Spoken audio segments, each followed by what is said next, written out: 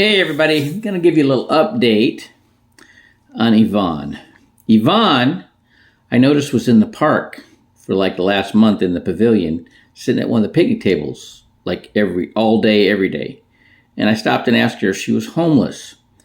And she's like, well, no, I have a house. But then she starts telling me that she got diagnosed with lung cancer. And she had her mother sign her power of attorney, be her power of attorney. And when she came out of the hospital, there was 5 guys living in the house. Her name's on title, but so is theirs now. And they beat her up. She woke up unconscious, naked from the waist up in the ditch. And she's been bounced around from homeless shelters ever since. And she's still on title. She pays the mortgage out of her pension every month. And she's not going to stop because that's her claim to that property.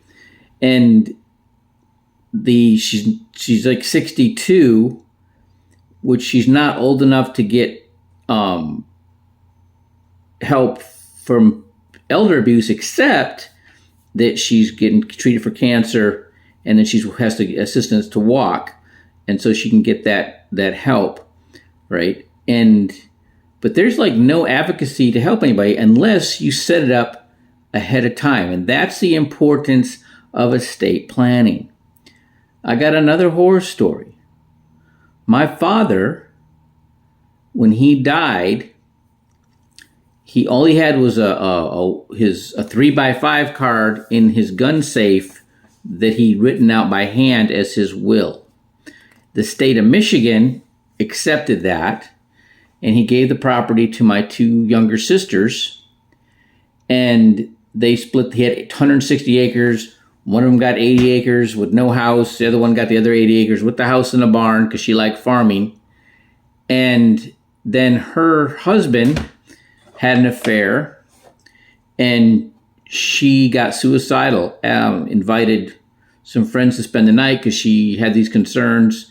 Sent them out in the morning to get dog food. They came back and my sister had shot herself. That guy sold that property immediately after it got out of probate and took the money and bought a new house for him and his new girlfriend. Okay?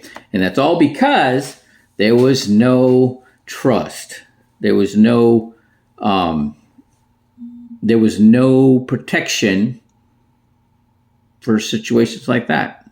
Okay, that should have gone to my other sister, right? But they didn't set it up that way, right? And so I'm telling you this because, when I talk to people about, help, with their financial strategies, right? It's not a sense of, they're not urgent right now and until something happens, right? And these type of realities give me a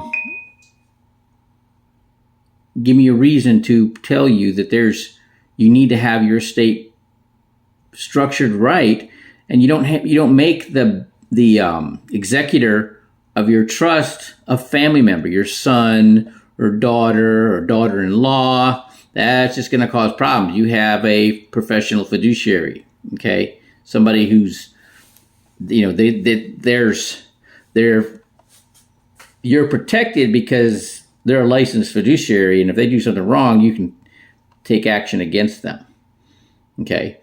And that's what you want. Okay, so that's one of the things that I do is help people with their estate planning. And I don't do it. I refer it to these professionals who know how to do it and help you customize your estate plan. All right? But you don't want to be living in the park. All right? Or you don't want to see your inheritance get sold by the brother-in-law, right? So he can go hook up with his new hookup, all right? So we need to talk so we can get you set up right. All right. Have a great day.